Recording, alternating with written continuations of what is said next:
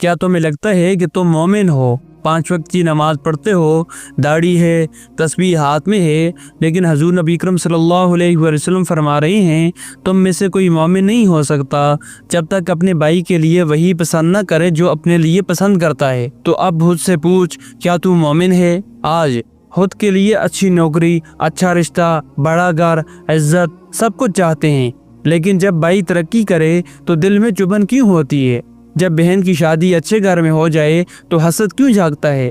حضرت انس رضی اللہ تعالیٰ عنہ بیان کرتے ہیں کہ حضور نبی اکرم صلی اللہ علیہ وسلم نے فرمایا، تم میں سے کوئی مومن نہیں ہو سکتا جب تک اپنے بھائی کے لیے وہی پسند نہ کرے جو اپنے لیے پسند کرتا ہے۔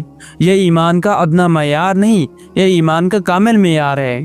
کیا تو اپنے لیے عزت، رزق، سکون، ہدایت، سلامتی چاہتا ہے تو کیا تو یہ سب دوسروں کے لیے بھی چاہتا ہے، یا تیرے دل میں جلنے والے حسد کے شعلے ہیں تجھے بس اپنی ترقی سے عارض ہے؟ حضور نبی اکرم صلی اللہ علیہ وآلہ وسلم نے کبھی اپنے لیے کچھ نہ چاہا، بلکہ ہر وقت امت کے لیے سوچا، یا اللہ میری امت میری امت۔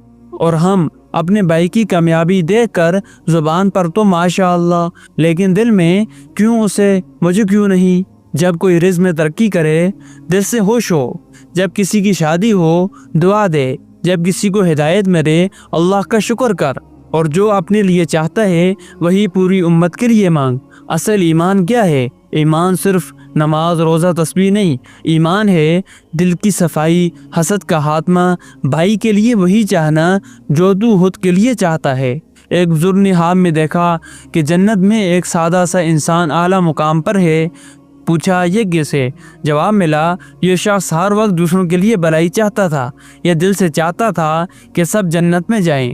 آج سے اپنے دل کو حسد سے پاک کر، جو چاہے دوسروں کے لیے بھی چاہ۔ سچے مومن وہی ہیں جن کے دل میں دوسروں کے لیے رحمت ہو، نہ کہ مقابلہ۔ تو آج اپنی ایمان کو مکمل کر اور بن جا وہ مومن جس کے دل میں پوری امت کے لیے خیر ہو۔